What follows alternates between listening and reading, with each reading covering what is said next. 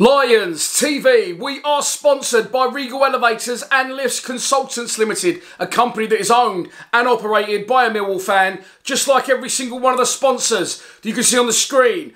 Right now, if you are going to do a bit of business in 2022, then please keep it in the Millwall family by checking out all of our sponsors' website links in the description below or on our website www.lionstv.co.uk. This is your preview show for tomorrow night's game. It is the main game live on Sky Sports, a home kickoff against Watford. Can Gary Rowett and his troops continue the recent good run? There's only one way to find out. Let's take a look at the 11 that he might pick to get that exact job done.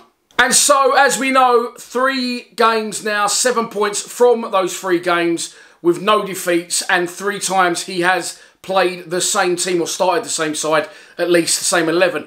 What will he do tomorrow? I don't know. I keep thinking he'll change it. Kenny made a fantastic point last night in the podcast. If you haven't watched that, go back and watch it. It'll be out soonish. You can find that on Acast, Spotify and Apple Podcasts, as well as watching it back on YouTube. And the point that Kenny made was thus. He said, Rowett gets to a point sometimes where he's under pressure, fans are on his back, and he does something, changes something to get himself out of that position. And you can't knock what he's done in the last 3 games. I said I think we dominated all 3 of those teams and more than worthy winners in those games with small improvements along the way. But will he now, like Kenny says, once he gets himself out of that hole, he then goes back to what he used to do and what he's more comfortable with. And that, of course, is what I'm talking about. It's 5 at the back against Watford, a pacey, good side, a parachute club. So it will be very interesting to see, and I hadn't thought of that. I don't think he will. Hope more than think that he will stick with 4 at the back. I think he's on a hiding to nothing if he does change that and it doesn't work. At least if he sticks with it and then it doesn't work, he can say, you know, look, it's worked for the last 3 games. But I don't know.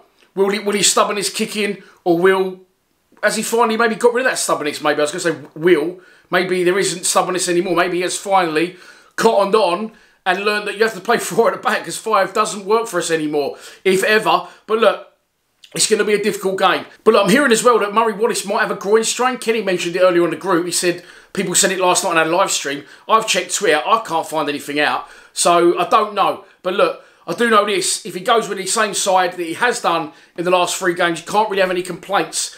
Would I do it? No. I think stick with Long now in goal. You know, I love Bart, but he is 34 and Long is an added weapon with his feet as well as his hands. Not quite as good as Bart in the shot-stopping department. That back 4, I love it. It stinks of Millwall Football Club. Murray Wallace left back if he's fit. Danny Mack right. And the 2 old-school centre-halves. A fantastic pairing for us throughout the years. Right back to the Neil Harris era. And then in front of that, I think Mitchell and Saville are both doing very well. But even as a pairing, going from strength to strength. And then Fleming in front of them, I think pretty much 90% of the fan base would agree that what's that, 7? That 7 would be cemented in there. I don't think anyone would argue with that. I think, as I said before, not problems because we're winning games, but the issues could be further up the pitch, especially against a side like Watford, where we're expected to do more defending. I think he'll stick with Bradshaw, and in my opinion, rightly so. I know some of you don't agree with that, but he scored in his last game, and I think he gets in the right positions. And you know, if he gets chances, he will score goals, as he proved at Bristol City. On the right, I think he'll stick with Volsammer. Because, as I said, Volsammer's, yes, a striker, but he's been playing out of position on the right wing, but he's very German, isn't he? They're very well disciplined and drilled and fit and physical, and he does track back quite well. He hasn't scored yet going forward. Potentially not his fault because he's been playing on the wing, but he does graft and does work hard in that right side position. We just don't, at that point, then get any crosses into the box from that side, in my opinion, unless it's not from Volsammer, because I know that Tom Bradshaw's goal on Saturday was actually from that side, but Murray Wallace clipped it in. And on the left, the big one is Tyler Bury. I like Tyler at the club. He's got that element of excitement and bums off seats. You know, we do like that, but I think if you start him against Watford, you're on a bit of a hiding to nothing there. You are on a little bit of a hiding to nothing because he won't track back, and I expect us to be without the ball quite a lot. I did say as well in my post-match, I think, and a lot of you did agree in the comments and said it was spot on what I said, is that I feel the league this year is weak. And you all said, and you was right, I didn't mention this in my post-match, that is why we should be going for the jugular.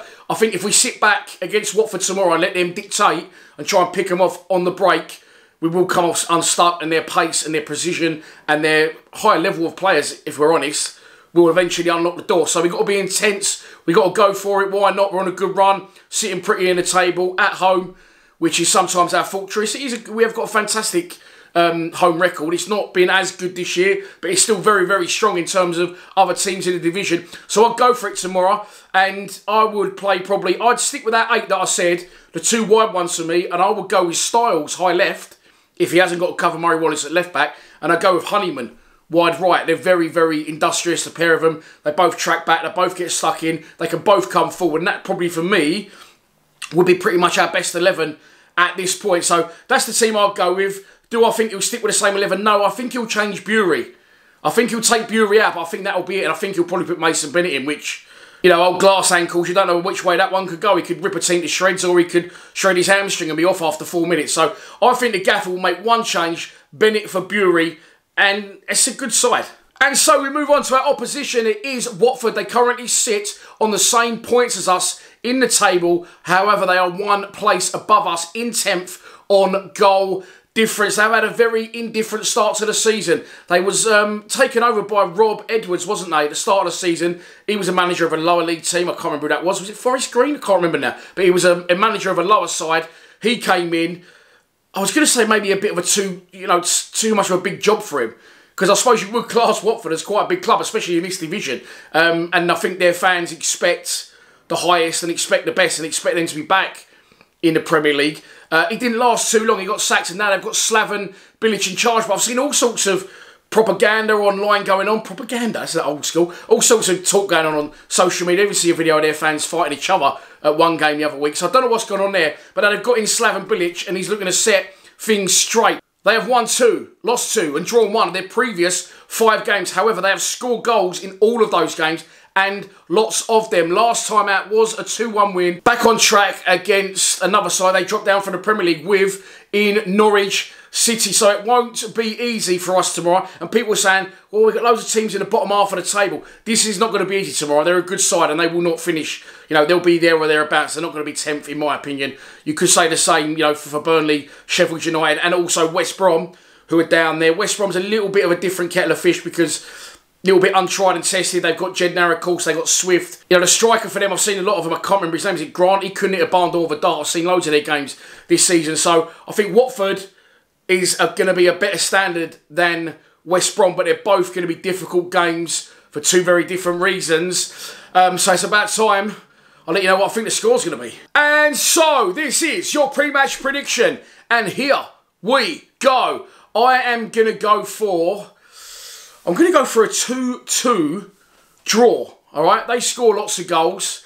We're all right at the minute. We could have scored 3 or 4 at Bristol City. So I'm going to go for a 2-2 draw. I'm going to go for the main man to get 1. I'm making it 6 goals in 6 games, the Bermondsey Bergkamp, and Tom Bradshaw to get the other one in a 2-2 draw. And I honestly think that'll be a really, really good result. Keep that unbeaten record running into Saturday's game against West Brom. And that's your lot for this preview show. I hope you have enjoyed it. I'm sorry it is a day late once again, but we did the podcast last night. This can happen when you've got midweek games flowing free and fast. If you think you know what the score's going to be, do not be shy to put it in the comments below.